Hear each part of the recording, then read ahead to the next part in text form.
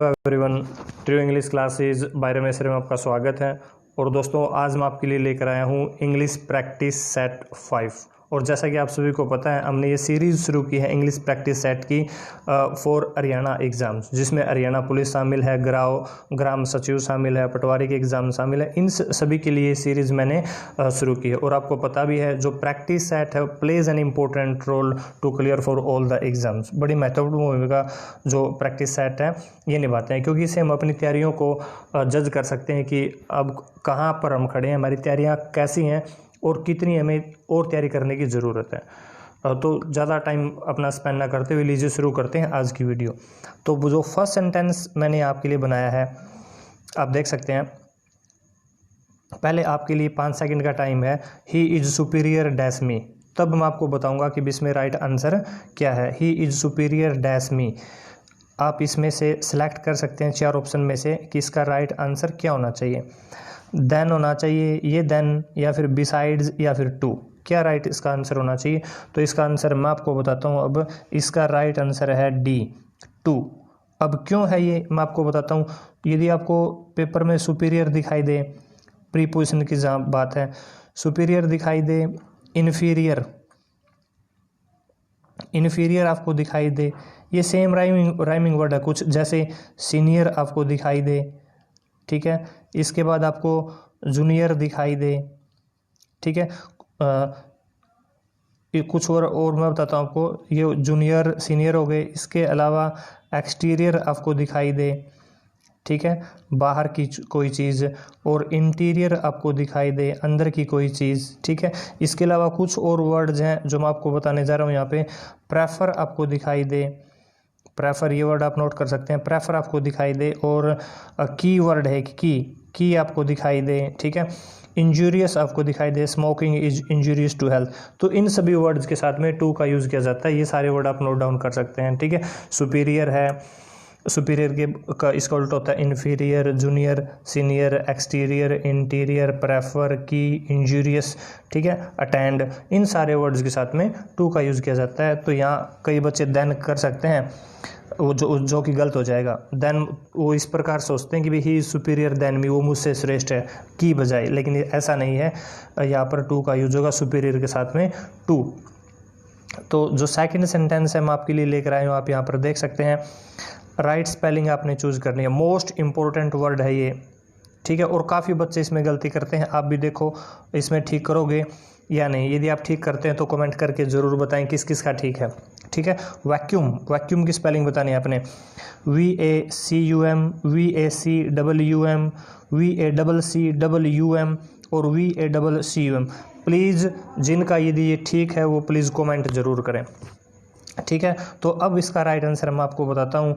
कुछ बच्चे सरप्राइज हो सकते हैं। VACWM, point to be noted.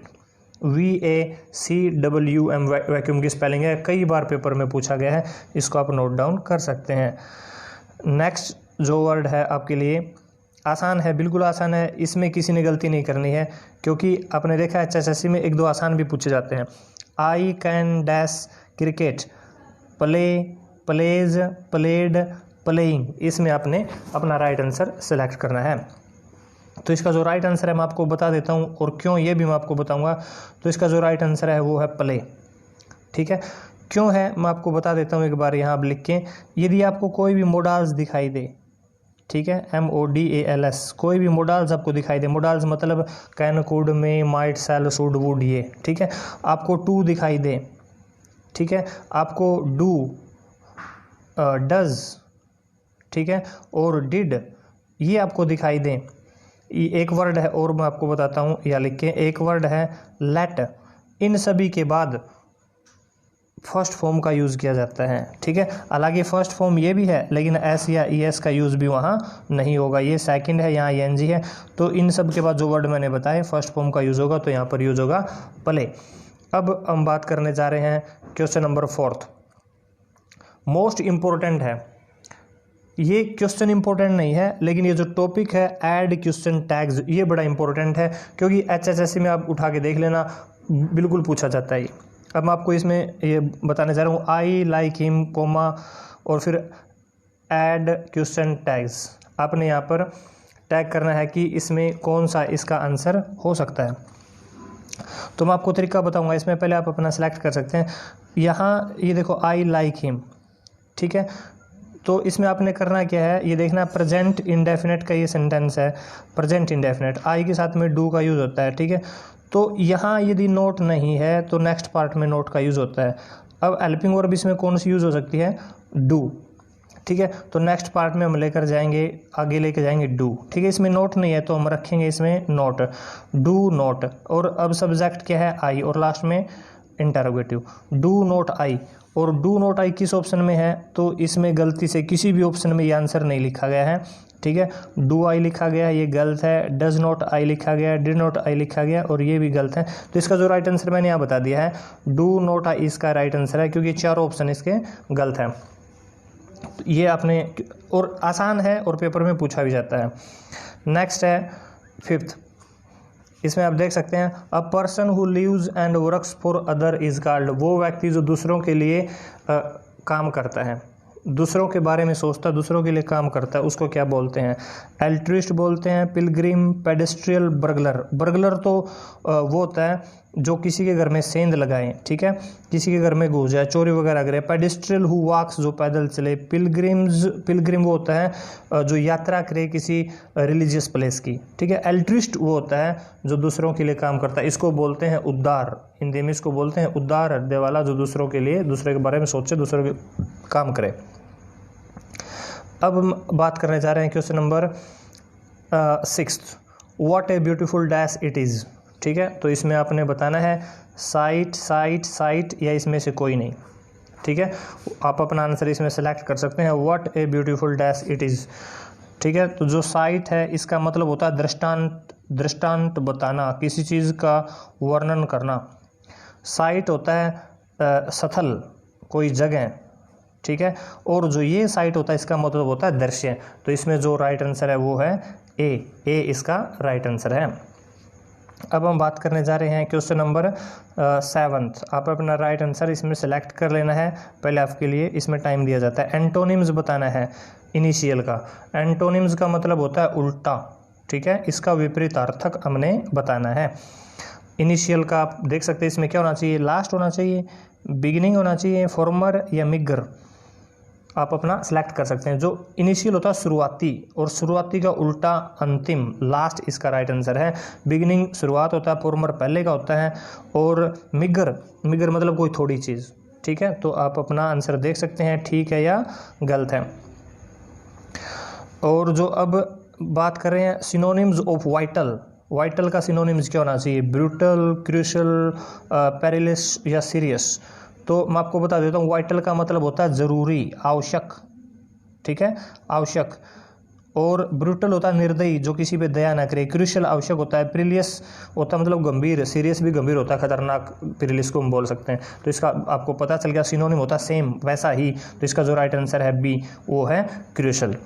अब हम बात करने जा रहे हैं question number 9th, change the voice, I know him. बड़ा ही आसान है, यदि थोड़ा सा ध्यान इसमें आपने देना है। आई नो, इसका मतलब है आई नो हिम, मैं उसे जानता हूं। तो इसका आपने बताना है क्या होना चाहिए इसका, चेंज द वॉइस। तो इसका आप इनमें सेलेक्ट कर सकते हैं, ए बी सी डी, इन 4 में से सिलेक्ट कर सकते हैं। अब मैं इसका आपको राइट आंसर बना देता हूँ। हिम है लास्ट में, इसको शुरू में लेके जाएंगे तो इसका बन जाएगा ही, ठीक है। नो पहली फॉर्म है, पहली फॉर्म को इज एम आर में चेंज किया जाता है, ही के साथ में इज का यूज होगा, ही इज नो। और आपको पता वो इसमें हमेशा थर्ड फॉर्म आती है, तो he is known, he is known. और आपको पता है कि भाई वो इसमें बाई का यूज़ किया जाता है, लेकिन नो के साथ में दोस्तों आपने याद रखना है, नो के साथ में टू का यूज़ किया जाता है, ठीक है। He is known to me, he is known to me right answer है। He is known to me इसका तो राइट आंसर है सी।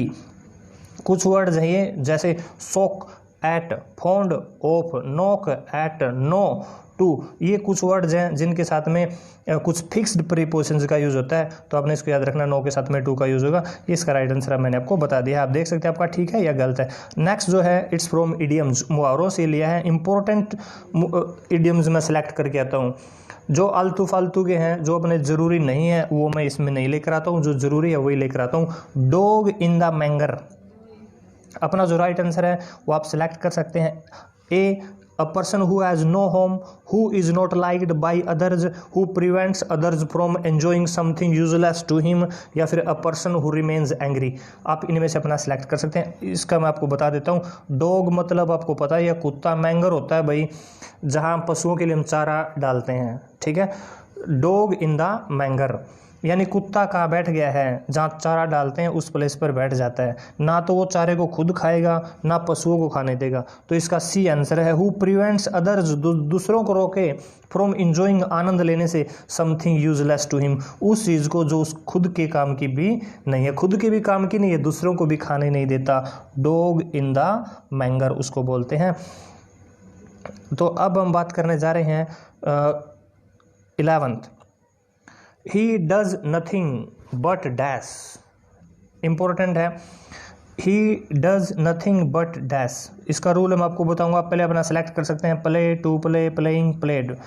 तो बट आपको दिखाई दे और बट से पहले आपको नथिंग, ठीक है, ये word does, do, does, did, nothing, ये वर्ड बट से पहले आपको दिखाई दे तो बाद में फर्स्ट फॉर्म का यूज़ किया जाता है। तो इसमें यूज़ होगा प्ले, ठीक है। ये है नॉन फाइनाइट्स का जो चैप्टर है उसमें से है ये, टू इन्फिनिटिव, इन्फिनिटिव वो है, आपने याद रखना है। बट के बाद फर्स्ट फॉर्म का यूज़ आपने करना है, यदि पहले डू, डज, डिड है तो।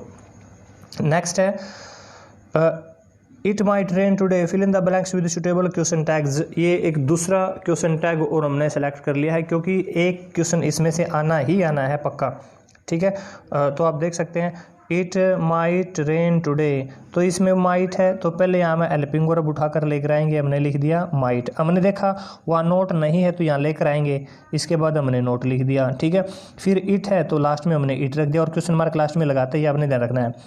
तो माइट नॉट इट, जो इसका राइट आंसर है वो है सी। अब हम बात करने जा रहे हैं इसमें क्वेश्चन नंबर 13, ठीक है। एंटोनिम्स बताना है। एंटोनिम्स बताना है हमने इम्प्यूडेंट का, रिस्पेक्टफुल, ऑर्डिनरी, लेजी या फिर एक्टिव। एंटोनिम्स ऑफ इम्प्यूडेंट, इसका जो मतलब है वो है, इसका मतलब है लेजी। इम्प्यूडेंट का मतलब है लेजी। 13th का आपने ध्यान रखना है, लेजी। नेक्स्ट है his behaviour shocked me, his behaviour shocked me, change the voice, change the voice, his behaviour shocked me, change the voice. तो सबसे पहले हम लिखेंगे आई, ठीक है। आई was shocked by his behaviour, I was shocked by his, अपना select कर सकते हैं। आई was shocked by his behaviour, I was shocked with his behaviour, I was shocked at his behaviour, या I was shocked to his behaviour. तो इसका जो right answer है, shocked के साथ में बाई का यूज़ नहीं होगा, शॉक्ड एट होता है, ठीक है। लेकिन इसमें एक वाज जाना था, दो नहीं आएंगे, ठीक है। शॉक्ड एट, बाई का यूज़ नहीं होगा।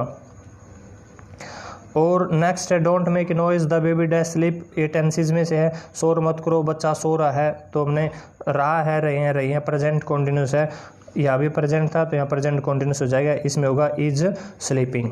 तो आपने याद रखना है इज स्लीपिंग। तो आज का जो अपना ये प्रैक्टिस सेट था, इसमें ये 15 क्वेश्चन मैं आपके लिए लेके आया था।